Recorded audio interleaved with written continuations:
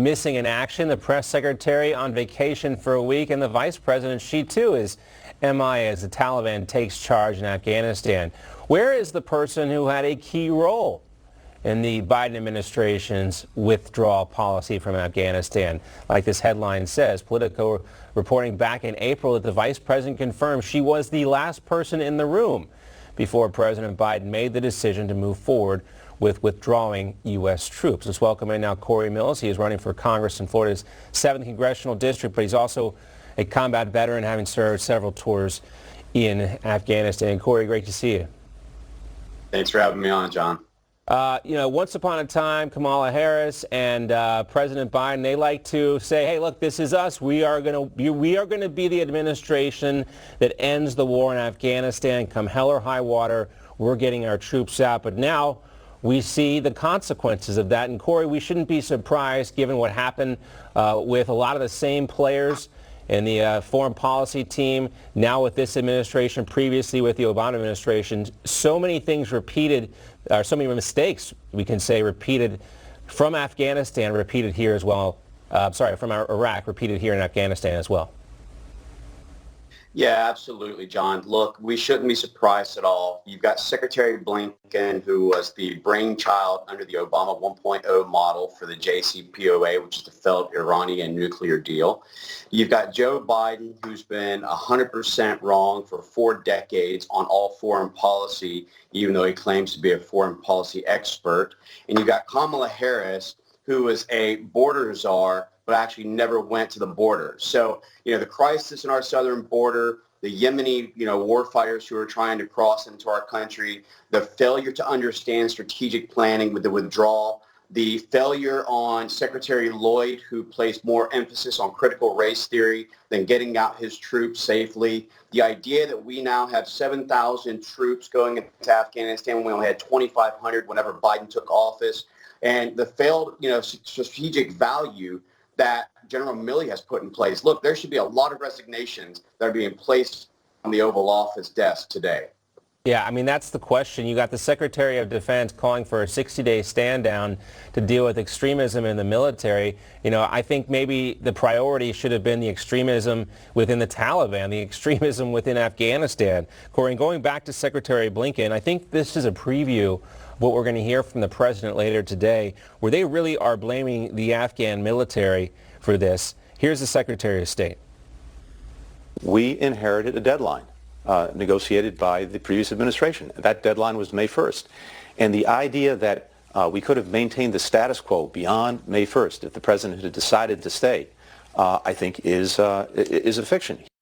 You even hear the blame coming from the corporate media, but Secretary Blinken, Jake Sullivan, anybody with the administration, they refuse to take responsibility for what's happening in the here and now, blaming the previous administration and also blaming the Afghan military. Well, it's a complete joke. And again, it's the Democrat hypocrisy. They can undo our Stay in Mexico agreement. They can undo border wall, funding, but yet they had to stick to this arbitrary timeline that Biden put in place, by the way, for political optics. This 9/11 date was placed by the Biden administration. If you go back to President Trump and Secretary Pompeo, they had a conditions-based agreement. Those conditions meant that the Taliban was not coming into the capitals of the provinces. They were not to come into Kabul. There was going to be a negotiation for a shared power structure similar to what you saw in Lebanon with the Hezbollah, and that there was going to be no adherence to women and girls going to schools. These things have been broken. Had we had Bagram Air Base, as some of your previous guests have stated, we would have had the necessary air support. We would have had a president like President Trump who would hold our adversaries accountable the way we did with Qasem Soleimani's counterterrorism strike in Iraq. These things would not have happened. Look, this is quid pro quo. China gave Joe the election, and Joe gave Afghanistan to China. China's going to go in there now recognizing the Taliban,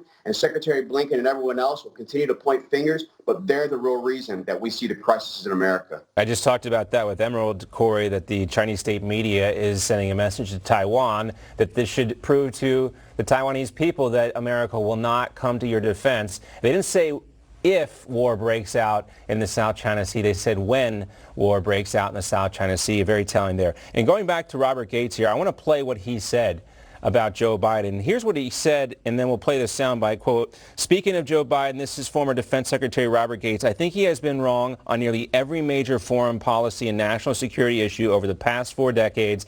This is what he had to say, too, in 2019 when he was asked if Joe Biden would be an effective commander-in-chief." I don't know. I think I stand by that statement. He and I agreed on some key issues in the Obama administration. We disagreed significantly on Afghanistan and some other issues. Corey, this should be a surprise to no one that it's gone this bad. No, it shouldn't be. And also, let's bear in mind, the Obama administration would not go after the Quds Force commander, Qasem Soleimani, even though he had killed 600 Americans. I was the recipient of the EFP, Iranian EFP, in April of 2006 in Baghdad. The thousands of Americans that were injured as a result of these things. He wouldn't go after Abu Bakr al-Baghdadi, the head of ISIS, who grew larger than it's ever been during the Obama-Biden administration. And like you pointed out earlier, Taiwan should be concerned. You know who else should be concerned is Ukraine, because this is the great resurgence of the superpowers. This is going to be Russia and China getting bolstered economically and resource warfare, not kinetic warfare. And the Biden administration is enabling it. We saw that with the approval of the Russian pipeline. We're seeing this with not holding China accountable, and we're seeing this with the Taliban taking over when the Biden administration didn't do the conditions-based agreement they should have basically held to. That's another fact. It's hard for people to wrap their head around. With everything else going on, we're capping our pipelines, but giving Russia access to new pipelines overseas with this administration. Whole other topic. Corey, we'll talk to you another time. Thanks so much. We appreciate it.